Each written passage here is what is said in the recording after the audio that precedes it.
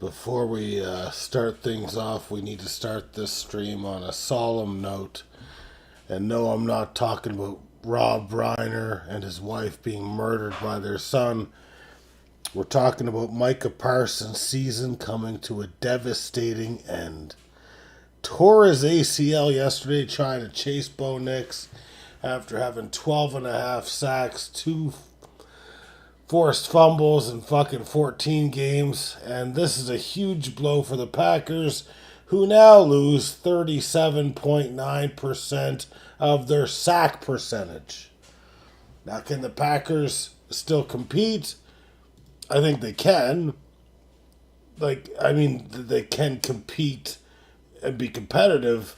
Do I think they're a contender? They're going to need some motherfuckers to step up. That's all I have to say about it. I cried. I spent 6 hours in the bathroom wiping my mascara eyes, and I cried, man. I cried like a baby back bitch, Sage. That's my confession to you and anyone else who's watching. It was not good. It was not good. And then today, when the reports came in, I spent another 4 hours crying. So, all told, 10 hours, bawling my eyes out. Now, I will say one thing that I kind of find funny, kind of find ironic, kind of find whatever the fuck I want it to fucking be. That being Patrick Mahomes' season ends yesterday. They're currently 6-8. He tears his ACL as well. The thing is, though, is their season's over. So it doesn't sting. Both these players are going to be back in early 2026. Micah Parsons going down is a lot more cataclysmic than Patrick Mahomes going down. They didn't have a shot in hell to make the playoffs. They were eliminated, just minutes later. So you can't really put them in the same fucking bracket if you're asking me. Fuck! Micah fucking Parsons, man. What a year, man. What a year. It's deflating, but, what a fucking year he had.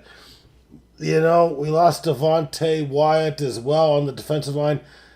Lucas Van Ness is going to have to step up. That's all I have to say. Lucas Van Ness is going to have to step up. Sage, this stream is a 2 to 3 hour pity party. Sage, don't tell me to move on, that Micah Parsons is hurt, to get over it. Sage, you and the Titans wouldn't know Micah Parsons because a Micah Parsons would never come to your shitty-ass city. With all due respect. I say that with all due respect, Sage. Respectfully, I'm saying fuck you. And you can't say anything back. When I say those words, you can't say a goddamn thing. Sage says it'd be the same thing. No Super Bowl either way. Well, I think the Packers can do some things, but you're talking about now defensive coordinator Jeff Hafley has to pivot. He's going to have to change some things up. He's probably going to have to bring, and when I mean probably, he is going to have to bring more blitzes, some more exotic packages, and, let's face it, our defense was pretty damn good last year. Our defense was 6th place this year. before Micah Parsons got injured. Our defense is going to be fine, one way or the other. But you're talking about a tremendous talent, man. You're talking about a tremendous talent.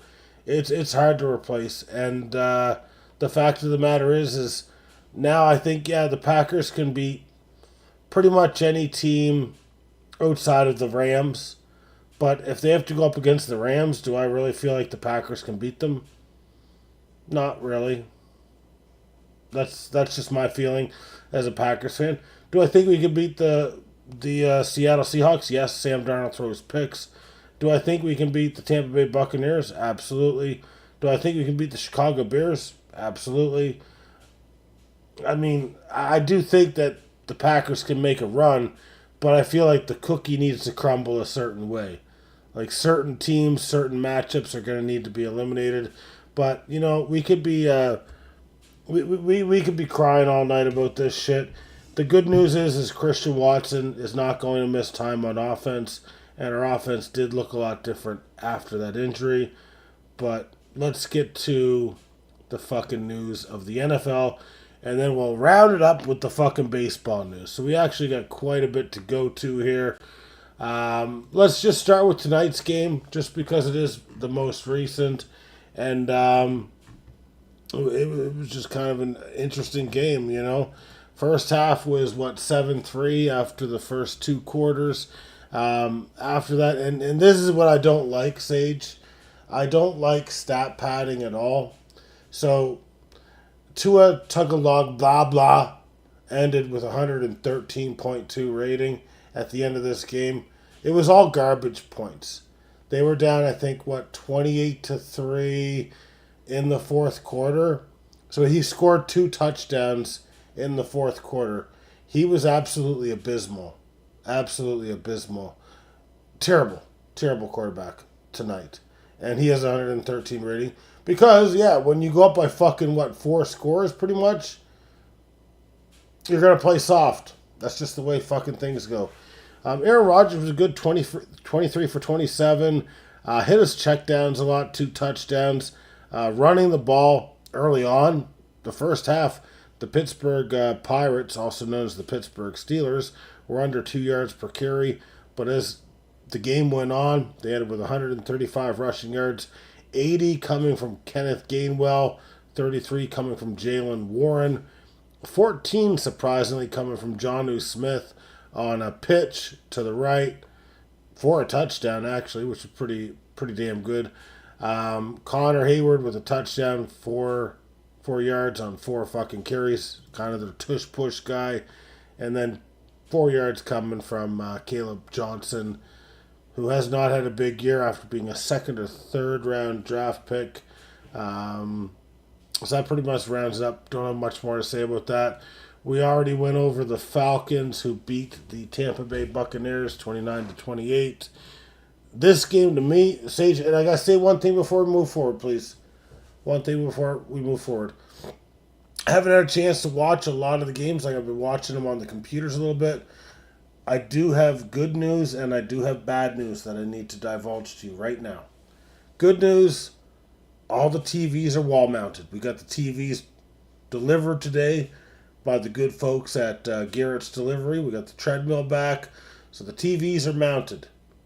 The bad news is I had to buy a new wall mount because the one for our 86-inch TV looks weak as shit.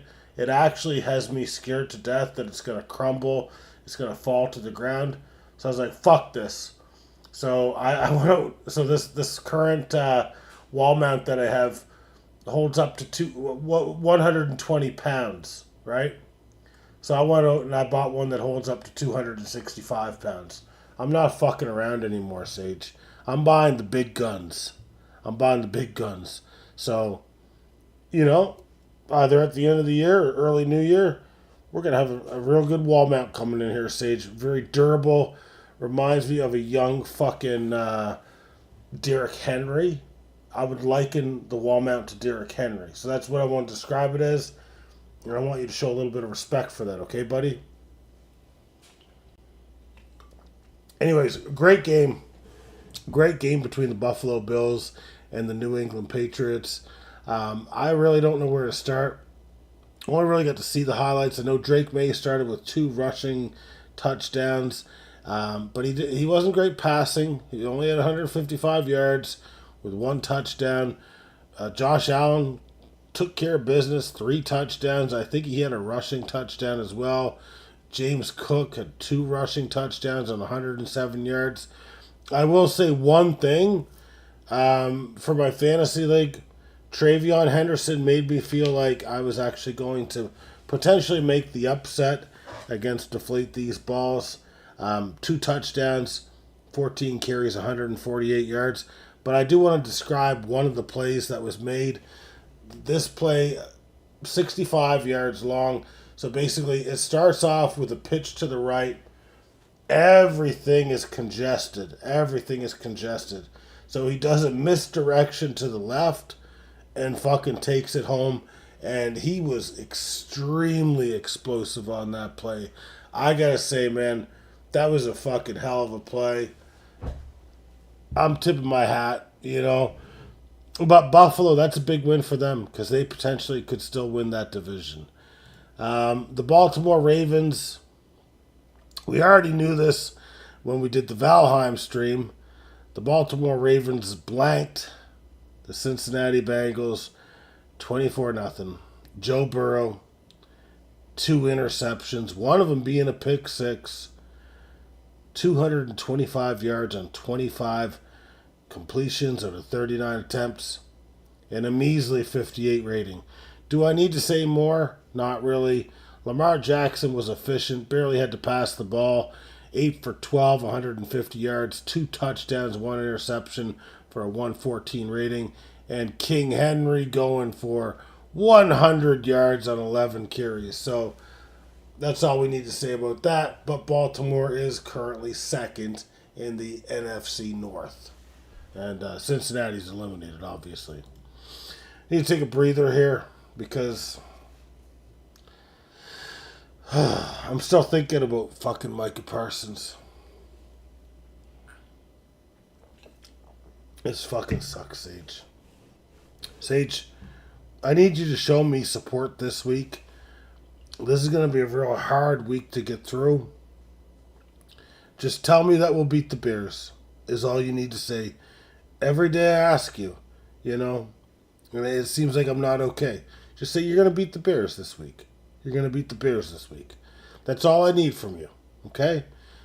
That platinum wrench can become embroidered with diamonds, gold, silver, all the carats that you need, Sage. That's all I'm going to say. Anyways, Jacksonville beat the ever-loved shit out of the New York Jets 48-20. Trevor Lawrence was on fire. 5 fucking passing touchdowns and a rushing touchdown, 330 yards. I'm not going to say any more than that. Except Trevor Lawrence also led his team in rushing for fucking 51 yards on 5 fucking carries. Jacksonville looking pretty good. Looking pretty good as of late. This is the one here. Justin Herbert got the best out of Patrick Mahomes and Gardner Minshew. 16-13. That's it. Kansas City is done. They are done for the season. So don't liken Patrick Mahomes' injury to Micah Parsons' injury. Because it's not the same. It's not the same. In fact, Patrick Mahomes had a 62.9 rating prior to departing that game. So he was playing like dog shit yet again anyways. And it'll be interesting to see how he plays coming off his torn ACL. Because he's been declining ever since 2021, 2022. Now this is kind of a scary thing going on in Houston. Houston to me, Denver, you know, a few other teams. But those are kind of the 2 teams that jump out to me in terms of being so prowess on defense. Fantastic on defense. I think Houston probably is the best defense in football. Wouldn't want to play them in the playoffs. Now, the problem is their offense has probably been slightly below average. They're not much for a running game. C.J. Stroud hasn't been much for a passing game. But C.J. Stroud did go off this game against, I know, the Arizona Cardinals. Defensive coordinator Steve Wilkes got fired, etc., etc. They win 40-20. But if C.J. Stroud continues throwing 3 touchdowns and 260 yards on 22 for 29 passing, they do become a scary team to play in the playoffs. So big win for them. They're going to make the playoffs. Let's face it. 9-5 team. Don't need to talk about Arizona's record because they fucking suck. The only thing I'm going to say about this game here, the Cleveland Browns, who went on the road to the Chicago Bears and lost 31-3, is Shedeur Sanders is who we thought he was. And you didn't let him off the hook. The Bears beat their fucking asses. Was there ever any question? Absolutely not. Caleb Williams looked pretty damn good as well against a pretty good defense, as well as DeAndre Swift. DeAndre Swift rushing for nearly 100 yards on 18 carries, and Caleb Williams throwing 17 for 28 for 2 touchdowns there. We've got a comment before we get to the next game from our own wrench, the Platinum Wrench, Mr. Sage. Cam Ward has never threw 3 picks in a game, and he has been playing longer than Shedeur Sanders. That's a fact. Sage goes on to say, Shedeur Sanders sucks. You know what? I'd like to brand that as something that I came up with, Shedeur, but I didn't. So we just became best friends, Sage. We just became best friends. That's good. I love that Shedeur rib. I love that Shedeur rib right there. That's good. That's as good as fucking gold right there. Perfect, man. That's fucking perfect. Anyways, you got 2 teams here that fucking suck. The Commanders on the road against the Giants. Commanders end up winning 29-21. Marcus Mariota, former Titan, threw for 211 yards and a touchdown. Jackson Dart threw for 246 yards with 2 touchdowns and an interception. However, it was not enough. Looks like the rushing game was pretty even, 146-145. It actually favored the Giants in terms of yards per carry, 5 to 3.9. But who the fuck knows what happened this game? I don't really care to look at it too much, to be honest with you. Mariota is starting the rest of the year. They did shut down Jaden Daniels, so whoever has Jaden Daniels in their fantasy leagues, you might as well shut his sorry ass down. All I'm going to say about the next game is the Vegas Raiders are terrible, with or without Geno Smith. Philly won 31-0 to get their 9th win this season. Jalen Hurts looked great this game against a shitty team. 12 for 15 with 3 touchdowns. That's a big change from what he looked like a week ago. So he definitely took advantage of this team. 155 passer rating. But let's see him do it against real teams, not fake teams. And this, to me, you know what? I know Phillip Rivers didn't necessarily have his greatest game, but he was up against the Seattle Seahawks, and literally in the last minute, I think there was 2 or 3 field goals that took place total, because it looked like with not much time left that the Indianapolis Colts were going to win, the game, but it didn't happen. They ended up losing 18-16. Rivers didn't embarrass himself. I mean, he had 120 yards, 1 touchdown, 1 interception. Jonathan Taylor, 87 yards, 25 carries. It looked like they potentially could have squeaked one away, but didn't happen. I'm interested to see what the Colts are going to do next week when I think they play the San Francisco 49ers. And the Packers lost 34-26 to the Denver Broncos on the road. Josh Jacobs was great. I thought Jordan Love was great in the first half. In the second half, came out, threw a touchdown. Or not, we didn't throw a touchdown, but we we had a 40-yard rush by Josh Jacobs. Went up by 9. Christian Watson got injured on a pick that Jordan Love had thrown.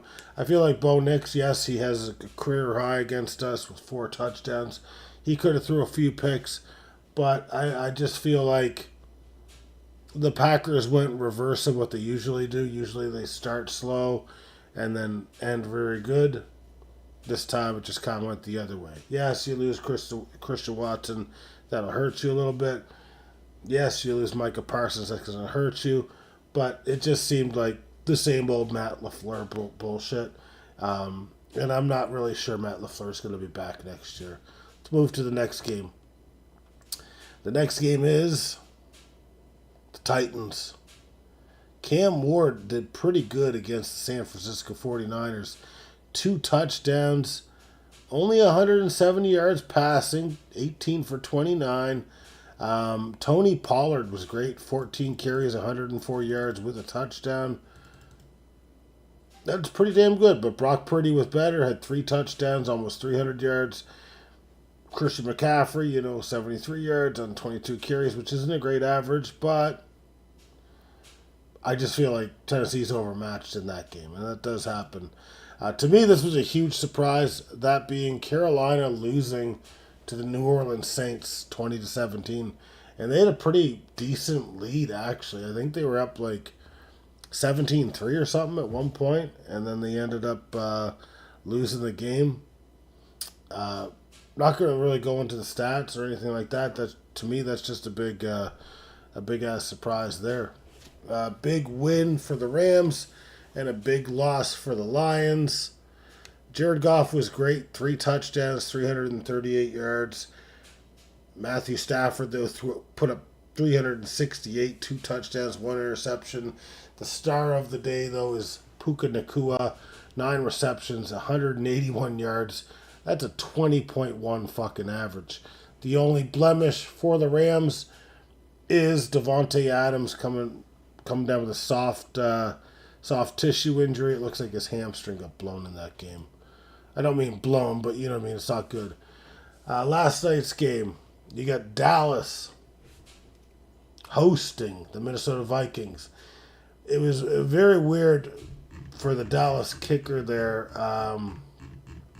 What the fuck is his fucking name? Brandon Aubrey. Missing 2 kicks. I get that one of them was 51. The other one wasn't that bad. It's just, he was not shanking him, but he was pushing him. So that really changed the game, in my opinion, because that's 6 points that really changed the game. J.J. McCarthy ended up winning. I still don't like him. I think he's a weasel. I think he's a rat. I think he's a mole. Not a big fan of him. 15 for 24 passing, 2 touchdowns, 1 interception with a 108 rating. Dak Prescott, 294 yards, did not have a touchdown or an interception. So, I don't know. I don't even know what to say right now. All right.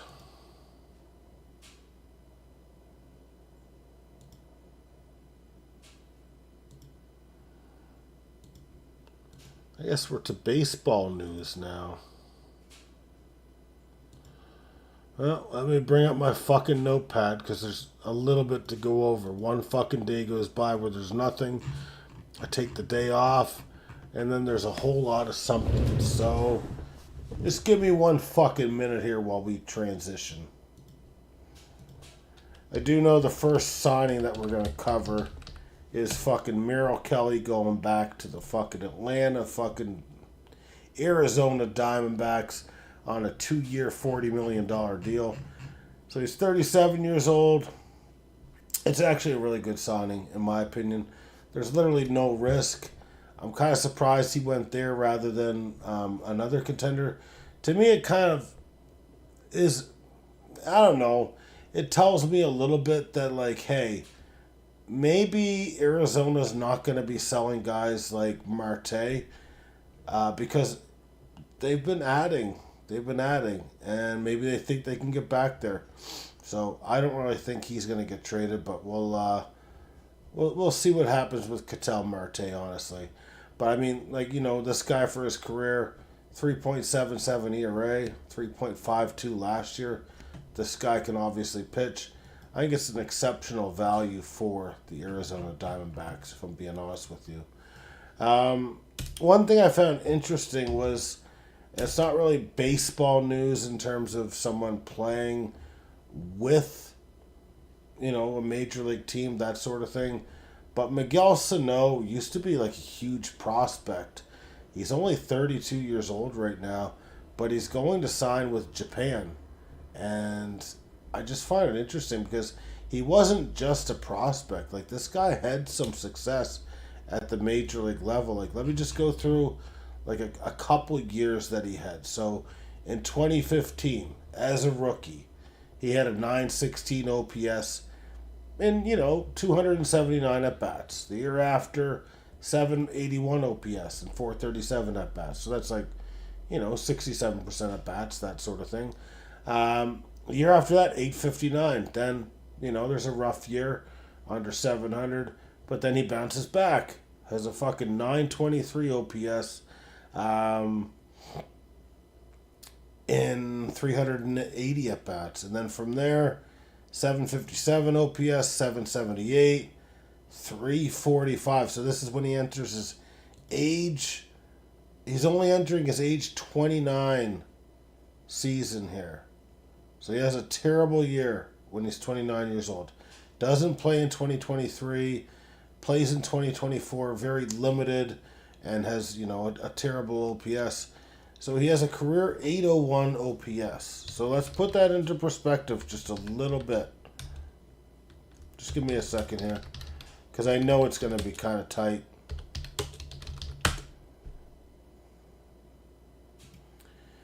So, for example, Vladimir Guerrero in his career has an 861 OPS.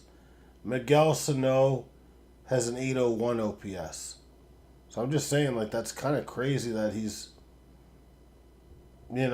jumping ship to Japan. Maybe he'll work on a few things, come back in 2027, that sort of thing. It's just kind of crazy how he fizzled out the way he did, because up until his age 28 season, I mean, yeah, he had one shitty year. That one shitty year, it can happen, if there's injuries, that sort of thing.